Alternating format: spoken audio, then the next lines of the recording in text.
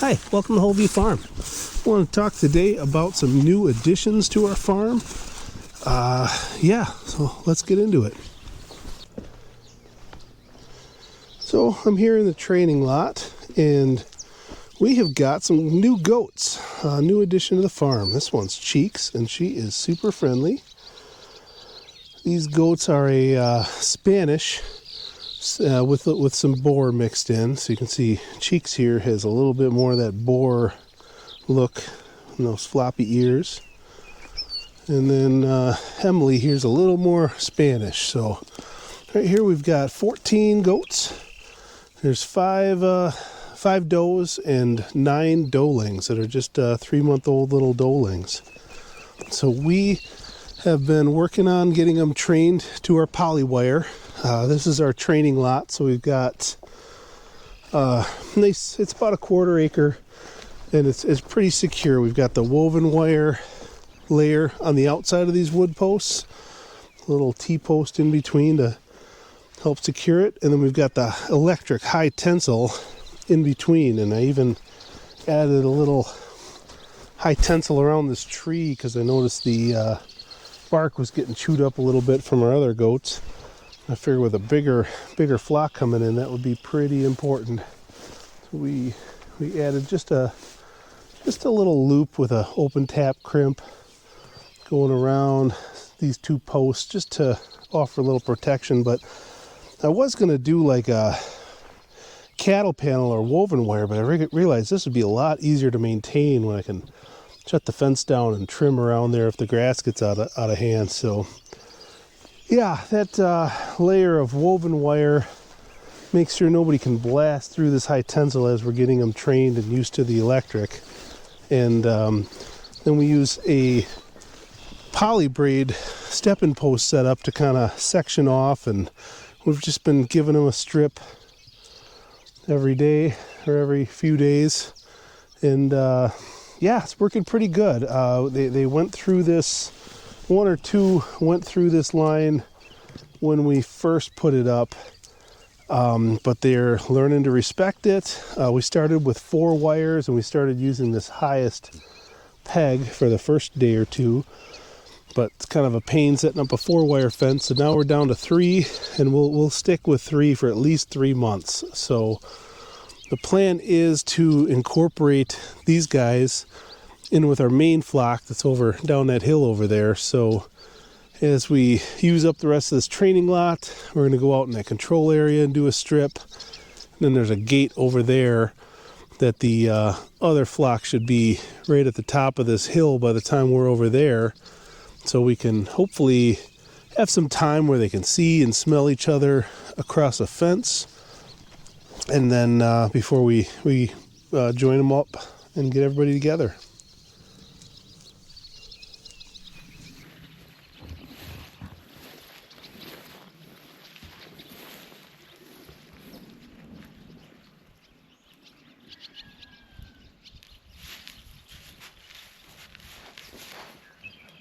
Smudge up my lens, Cheeks.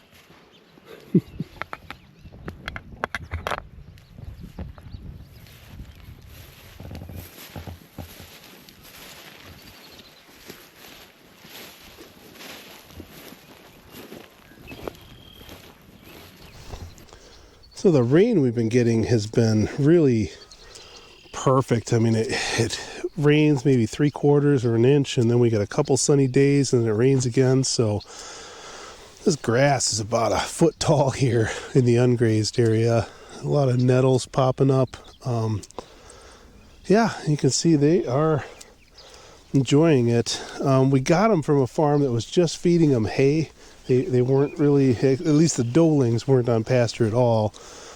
So we've been really slow and careful, making sure they had a hay bale. They ate a whole round bale already. So been making sure they have enough dry matter. And that's part of why we're parceling out these pastures just a little bit at a time. So we don't want too much of that rich, protein-rich green grass in there causing bloat. But so far it's been fine. Their manure is nicely pelletized. We haven't really seen any runny tails or any real issues. some of these guys, like Delta here is an example, were really skinny when we got them, and still pretty skinny. So we're working on getting them well fed and hopefully put some weight on her. We did give everybody a shot of dewormer because there were these skinny ones, and we just wanted to make sure they're off to a fresh start. So I don't like putting dewormer on our pastures, but here in the training yard, we went ahead and treated just to make sure they had a good start and hopefully put some weight on, and then we'll try to avoid any dewormers, especially once we get out on pasture and start doing our rotations. Get out of here. Go.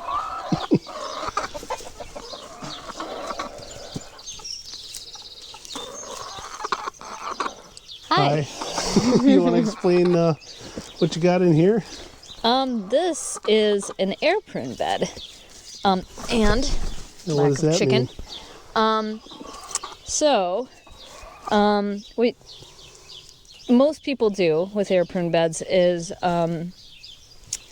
you have buckets and you stratify the nuts that you've collected or berries or whatever, and you dig them up in the springtime when you can, preferably March, April, when they start to wake up, and then you put them in here.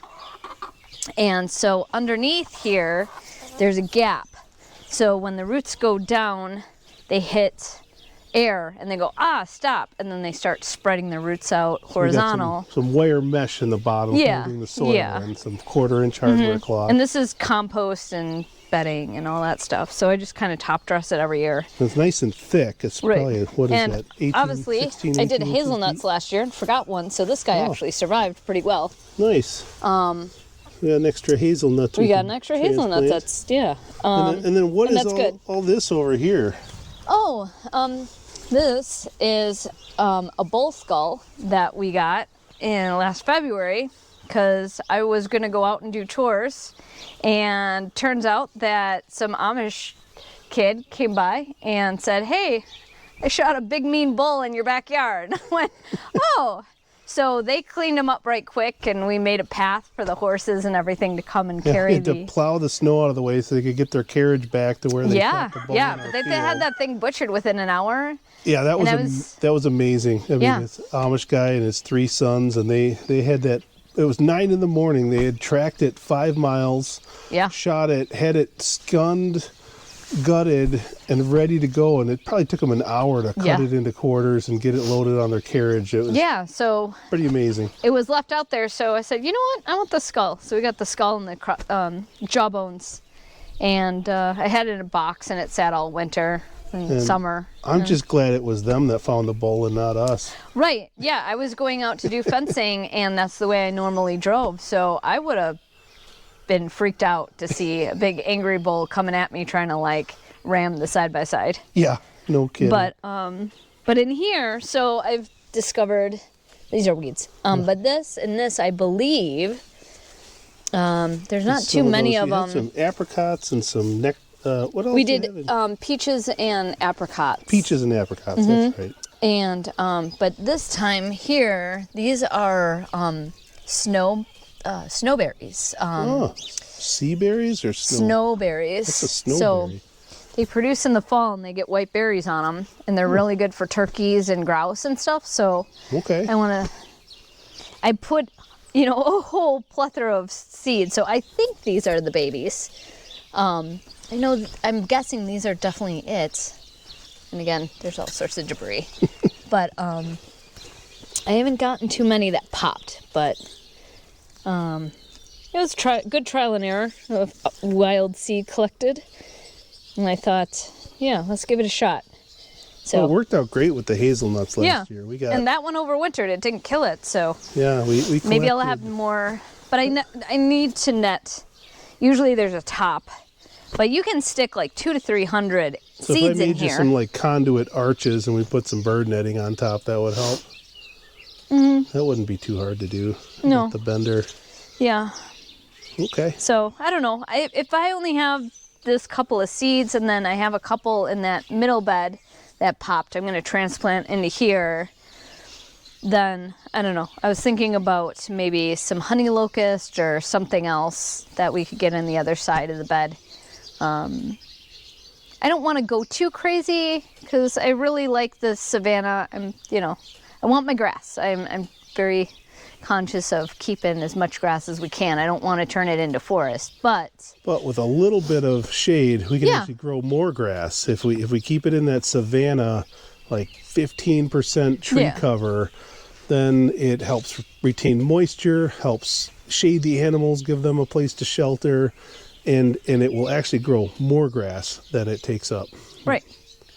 So, and yeah, I was thinking about putting these snowberries over in the back where we see a lot of turkeys run through. So interdispersed, maybe the apples, or where the roses are taking over the draws, we could put them in there and have more desirables than just And the roses. yeah. Let's put snowberry in there instead of roses. That sounds good to me. Yeah. Now we're over here in what I call the lost garden. Look, found more hazelnuts. Oh, nice. Those are going in there. Yeah. Grass got really tall here. The soil is amazing here. It's almost up to my waist. If we get through this waist tall grass, you can see our raised bed here. Got rocks around it. We did this lasagna style. We've got some nice looking garlic coming up here. It's really doing great. And then a little bit of Egyptian walking onions over there. Little clump of those that we've had those onions for years. Don't have a lot of them right now, but they do spread pretty good, so I'm not worried about that. Once you get them established, you can hardly kill the things. And then yeah, some irises. Peas are looking nice, but this is our challenge here. We got to do something about these chickens because they are just tearing everything up. So we're making plans to improve our chicken setup. Yup. You're putting those hazelnuts in here. Yeah, I was just figuring And nurse them up. Nikki's Nurse 'em up, got her nurse 'em green up. stalks going, all planted up. So Well, the ones that have that side, I just finished, but I didn't Just plant where the it tags all are. the way. Halfway. So yeah, some spinach, some chard, Carrots. carrots. Yep. Oh wow. They do okay in this thing? Yeah. And they're mini, so they don't get super long, but Yeah. this is not the way to put this in. But yeah, there's also some cabbage in there, and you can put all sorts of stuff in there. It's just not warm enough yet for tomatoes, and you can do like tiny tomatoes. Well, we're still about a week out from our danger of last frost, so weather's been great. I don't think we're going to get a frost, but technically we're not out of the woods here. Yeah, technically. Good. Oh, I got up top. The top tier on that one is chamomile. Oh, yeah. Doesn't that need like real compact soil? Well, it can, but it'll do fine in a green stalk too, Where I always see it growing out of the gravel driveway or right? something like that. Okay. You ready to go plant some trees? Yes. So our neighbor across the street stopped by. Apparently Mark Shepard stopped at his place this morning. I still have not met Mark Shepard. I'd like to one of these days. But he stopped by and brought him a bunch of chestnut trees. And it was about twice as many as he asked for. So he came by and gave us a bucket of these bare root chestnut trees. So I'm pretty excited about that. That's going to be our mission today, is to get them planted. So here they are. We got two different types. These taller ones with the leaves on them are an American Chinese hybrid. And then these smaller guys without the leaves are a Chinese chestnut. So we're gonna plant along our drive lane over in the 26 acre field over there, and yeah, hopefully we have some luck. I mean, it's definitely can be a problem, especially with the American genetics in there. We do expect to lose some to blight, and the Chinese, we could lose some to cold, but yeah, I mean, our neighbor Steve was kind enough to give us these trees, so we're going to get them in the ground and hope for the best.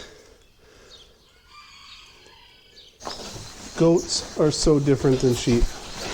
Yeah, they are. Hi, Cheeks. Oh, no pets right now, huh? Ooh, a little bit of coughing there.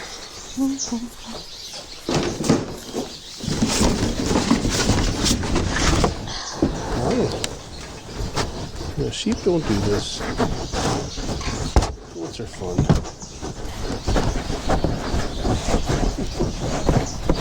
Okay, we're out here. We call this the 26 because it's 26 acres. It's flat enough. It was cropland, so it's flat enough for equipment, and it's the only part of our property that we could really potentially make hay on. So we're kind of being careful about how we do our trees because we want to leave enough open area to be able to bring in hay equipment. We're thinking about maybe even doing that this summer because it's really coming in nice. Oh, got a vulture up there. We've got a couple little trees here. These are red mulberries that we got from Driftless Sacred Grove, a local nursery right around the corner from us. And we've got our gate there by the red barn. We've got another gate we put in over there leading to our neighbor's property. That works out nice because our sugar maples are all along the fence line there. And he's got the boiling set up, so that allows us to collect sap and bring it right over to his place, and maybe borrow his tractor once in a while. Doesn't hurt. So we're all set. We got our hazelnuts. We got our tree tubes.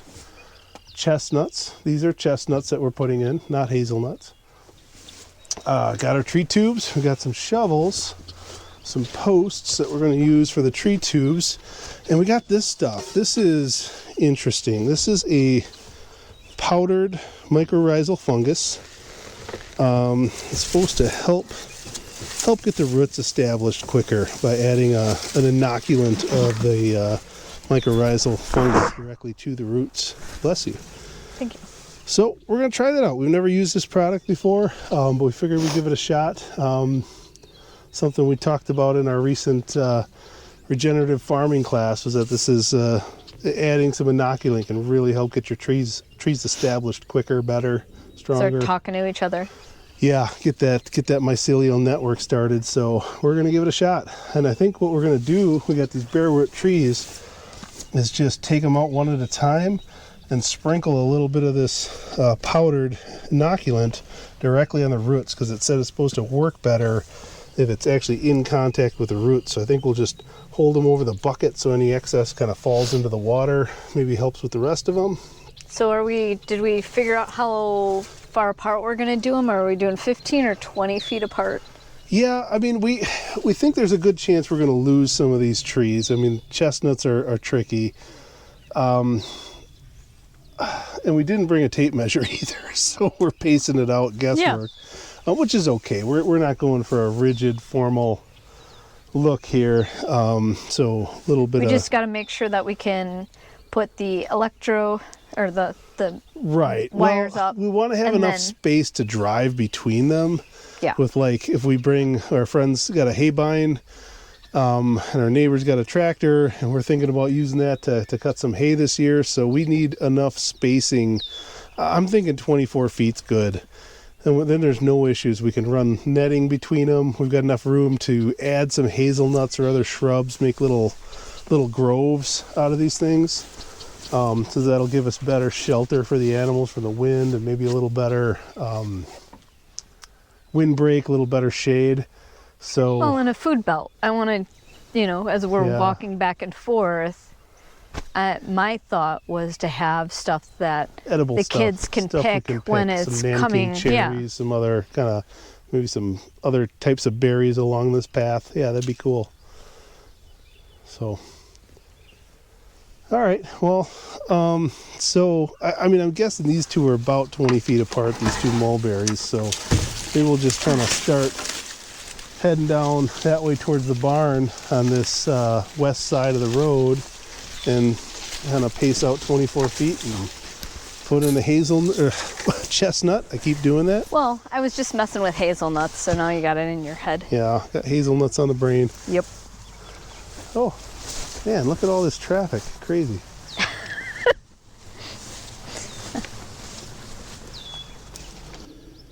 Boy, there's just a ton of this red clover coming up over here, which I think is going to be a nice thing to kind of inoculate, help these trees get started. We went the other direction. We're heading towards the neighbor's property, but that's okay. So I got my shovel in. Let's see what this soil looks like up here after all this rain.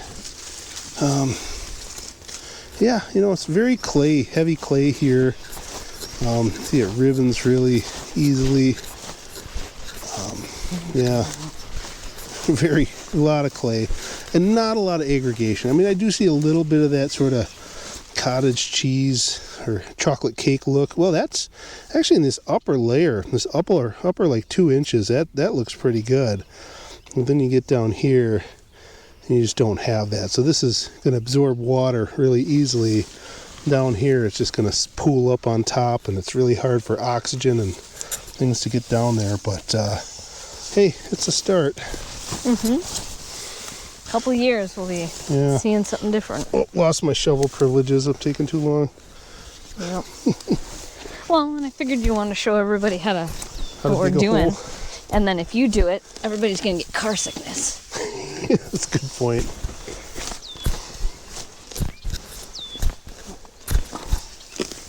The other thing we're going to do that we forgot to do was go grab some spent hay. We've got some spots where we laid hay out on the pastures and it's too thick, so the grass isn't coming through. So we're going to rake some of that up.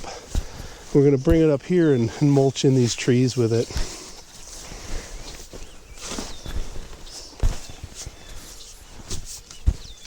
But with all this clover, I think these trees are going to have a good shot too.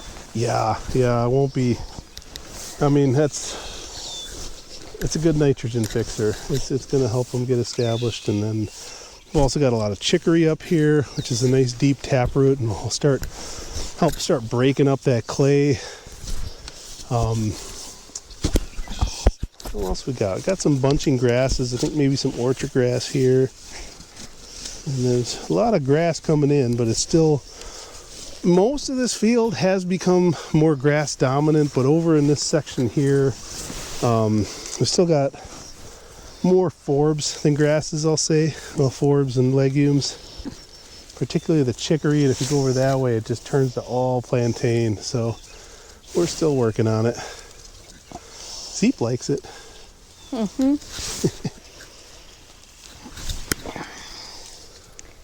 Oh, did we do some inoculant? Not yet. I'm just trying to make a Okay. little tower for it to sit on. All right, can you hold this? Yep. Please? Certainly. This is one of the American, it's like little granules. Yeah. All right. Well, that's probably a good way to go then, because, yeah, I can see some of them are sticking to those wet roots. I was thinking we'd do it over the bucket, but I think this will be better. It'll Yeah. be more, It'll be all in there. more targeted where we want it. Right. So, but yeah, it's sticking to those wet roots good. I think that'll help.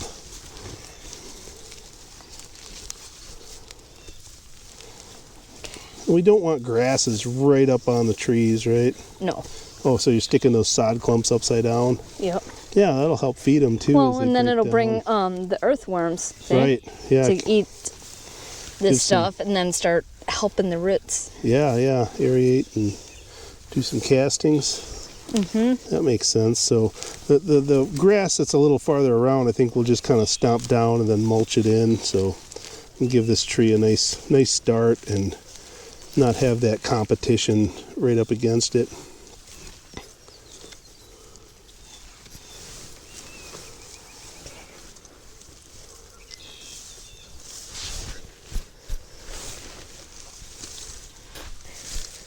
That's pretty stable now. Okay, well, you can let go. Alright, well.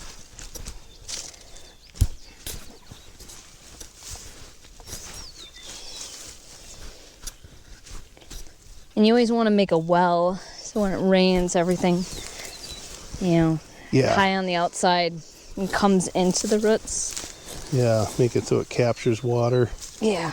And- Funnel. and also Funnel, not a well, a funnel. And also not mound soil or mulch up against the trunk above the natural soil line for the tree, because that can cause fungus and things to cause problems for the tree.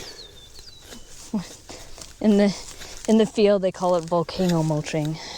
Yeah, in the landscaping trade, when you see the dyed red mulch piled 3 feet up the trunk, that's not good. I always kick it down. Yeah, we've fixed a lot of those in our day. Yeah, it's funny. Okay. All right, tree tube time.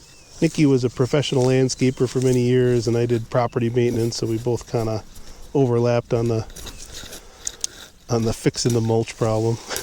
Yep, that's true. All right, let me go get a thingamajig. Cool. All right, so yeah, these are really nice tree tubes that Steve gave us. Yeah. Yes, they are. Sorry. I wasn't going, I was just like, oh, How man. do you do it? Yeah. Well.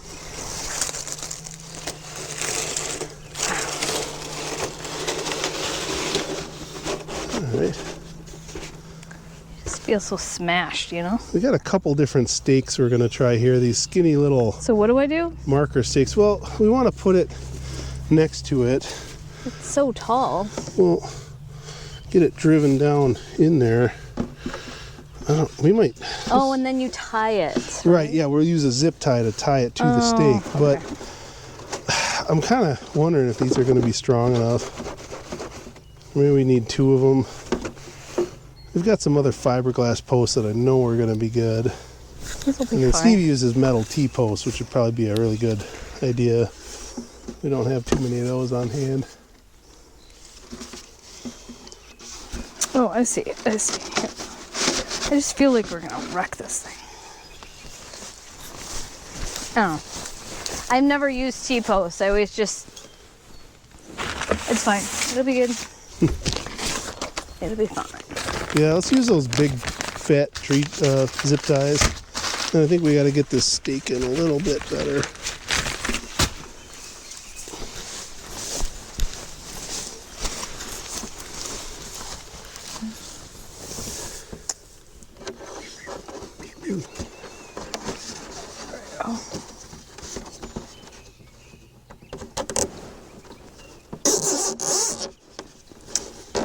You're gonna have to cut that. That's why I brought those cutters out. And then I think we want to... One thing I've noticed with these tree tubes is if the wind blows them around, it like beats the snot out of the plant. So I think we want it kind of pushed down where it can't spin. Maybe Well, if we have the mulch, we can mulch around it and keep it. that's true. The mulch will help secure that bottom. That's a good call. Yeah, let's go get some of that.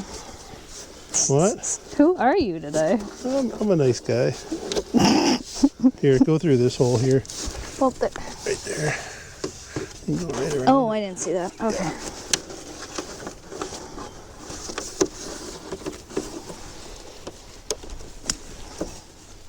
I'm the guy holding the camera watching you work.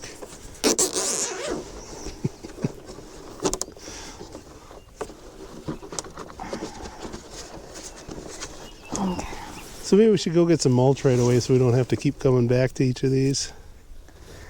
Just kind of... Well, we could put them in and then mulch. Because I don't know. Whatever you want to do. Yeah, let's go get a trailer load of mulch and then we can just finish each one as we go. Okay. Then I'm That'll going be- to take these trees out and set the next one. I don't know. We could probably get 3 or 4.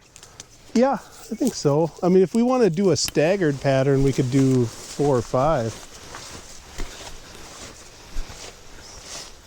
Well, we could do them on both sides of this road too. So maybe we should stagger yeah. opposite sides of the drive lane. Yeah, that would be pretty.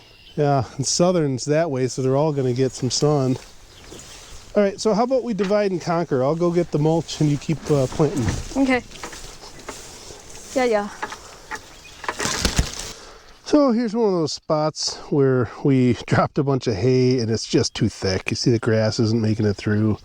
Most of it is just vanishing. Even where it's kind of thick, the grass makes it through and then just starts breaking it down. And after a while, the only way you know it's there is that spot's greener and holding moisture better than the rest of it. But something like this, we're going to deal with, and it's got a bunch of manure mixed in with it, which will be great for those trees.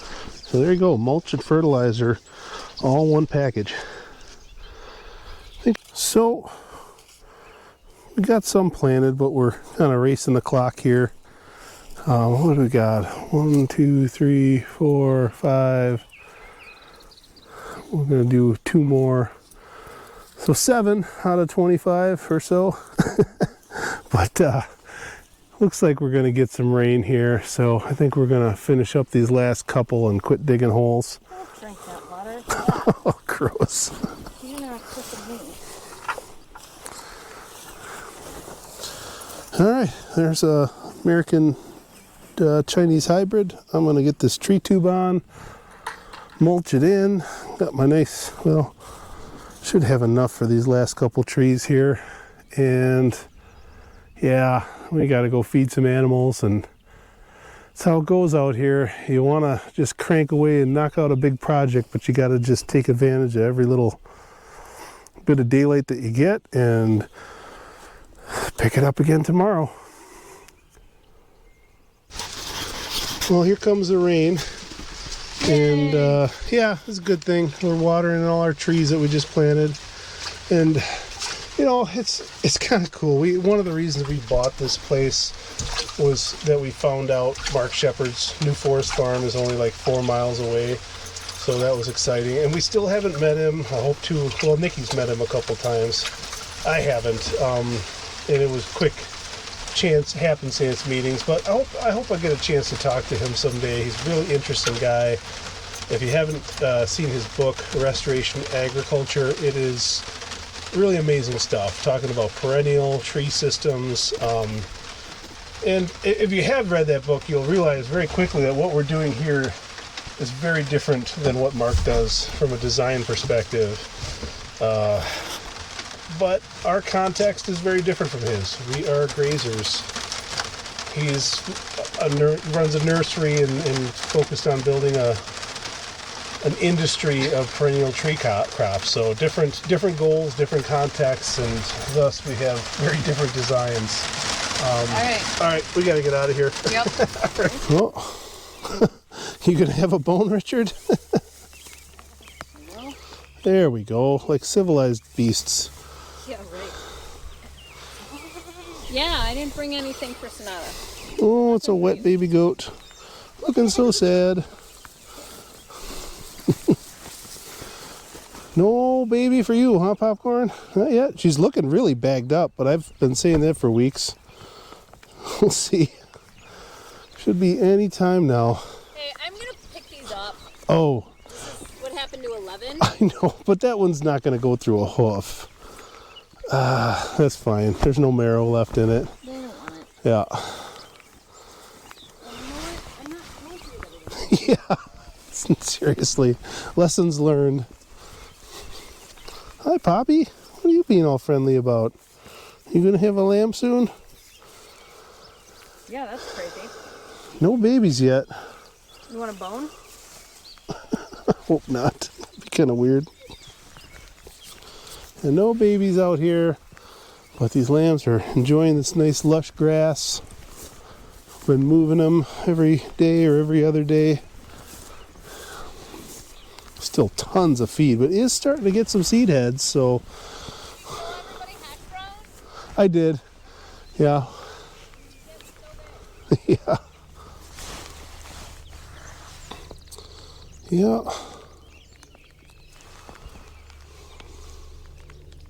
So not much to do out here, so we just wanted to bring the dogs some treats and make sure everybody's looking okay. You know, it's important to get eyes on them every day.